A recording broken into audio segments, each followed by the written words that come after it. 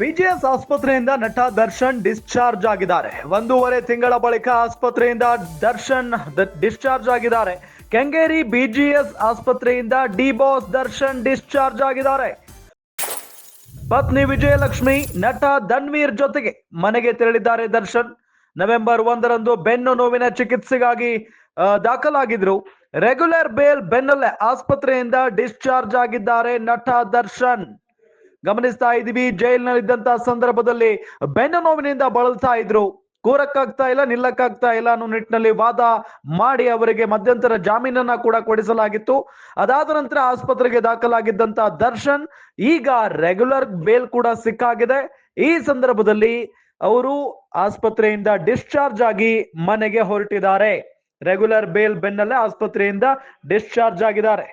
ಗಮನಿಸ್ತಾ ಇದ್ದೀವಿ, ಬಿಜಿಎಸ್ ಆಸ್ಪತ್ರೆಯಿಂದ ನಟ ದರ್ಶನ್ ಡಿಸ್ಚಾರ್ಜ್ ಆಗಿರೋದು. ಬೆನ್ನು ನೋವಿನಿಂದ ಬಳಲ್ತಾ ಇದ್ದಾರೆ. ಅವರಿಗೆ ತುರ್ತು ಸರ್ಜರಿ ಅಗತ್ಯ ಇದೆ ಅನ್ನೋ ನಿಟ್ಟಿನಲ್ಲಿ ವಾದವನ್ನ ಮಾಡಿ ಅವರಿಗೆ ಬೇಲ್ ಸಿಗುವ ನಿಟ್ಟಿನಲ್ಲಿ ಮಾಡಿದ್ರು ಸಿ.ವಿ. ನಾಗೇಶ್. ಆದ್ರೆ ಇದುವರೆಗೂ ಕೂಡ ಆಪರೇಷನ್ ಆಗಿಲ್ಲ. ಇದು ಗಮನಿಸಬೇಕಾದಂತ ವಿಚಾರ. ಆಪರೇಷನ್ ಮಾಡಿಸದೆ ಹೋಗಿದ್ರೆ ಅವರಿಗೆ ಲಕ್ವಾ ಹೊಡೆದು ಬಿಡುತ್ತೆ ಅನ್ನೋ ನಿಟ್ಟಿನಲ್ಲಿ ಹೇಳಿಕೆಯನ್ನ ಕೊಟ್ಟಿದ್ರು.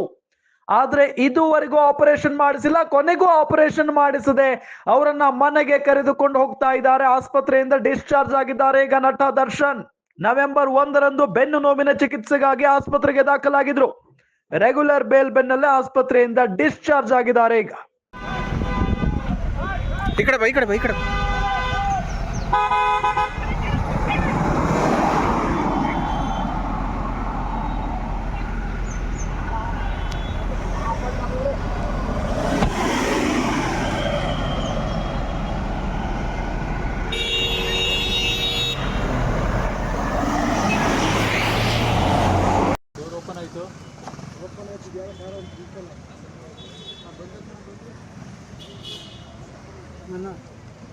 ಕೂತ್ರು ಒಳಗೆ